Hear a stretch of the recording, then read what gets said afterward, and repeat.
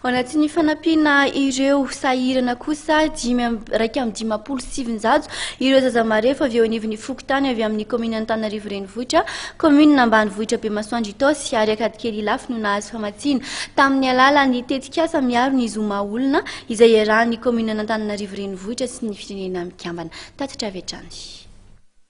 Iantoan'ny commune Antananarivo renivohitra sy ny commune Bemasoandro sy Akadikely Ilafy izay iarahana amin'ny firenena mikambana ny saram-pianarana sy ny fitaovana ilaina rehetra mandritra ny taom-pianarana 13 4 ho an'ireo ankizy miisa 157. Hojerena manokana ihany koa ny fanoana ara-tsakafo azy ireo. Ankoatr'izay, dia iray aman-dreny 470 no azo fanampiana amin'ny famoronana tadavan'asa amin'ny alalan'ny fanofanana azy ireo. Isy ihany koa ny famatsiana azy ireo vola mitentina 5,000 ariary mba hahafahan'izy ireo mampihodina ireo asa izay kasainy tanterahiny. Mizana andreo ezaka amin'ny fiarovana ny zon'ny ankizy eto amin'ny Antananarivo.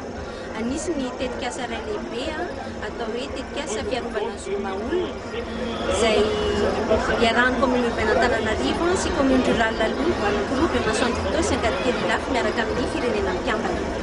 Atao anatin'izany dia nisy ny fijerena ireo ankizy izay avy amin'ny fianakaviana marefo.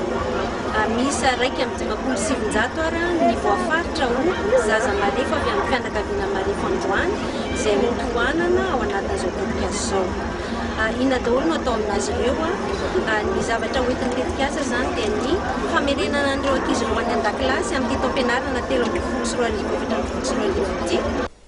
Sekoly eny amin'ny ambaratonga fototra izay 9 taona ka hatramin'ny 10 taona avokoa ireo ankizy ka miisa 520 ireo sekoly eto an-drenivohitra ampidirana azy ireo izay antoan'ity tetikasa ity izay miaro amin'ny zoma olona izay natao mba hampivoarana ny zon'ny ankizy eo amin'ny fampidirana sekoly azy ireny. Efa nosovanina avokoa ireo olona mahazo fanampiana amin'ny tetikasa izay efa hita marefo indrindra eny amin'ny Fokontany. Voalohany zany dia ny tao amin'ny Fokontany angarangarana zany dia nisy 20 zany ankizy nahazo an'io tetikasa io ary tena voafantina tsara tao anatin'ireny fasiarana.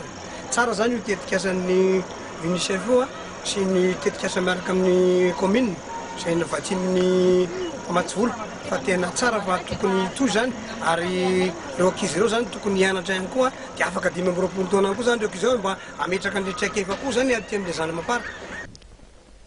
Ny fianaran'ireo ankizy moa dia hanomboka amin'ity herinandro ity ho an'ireo ray aman-dreny kosa indray dia efa ho mpanatanterahana izany ireo tompon'andraikitra amin'izao fotoana izao.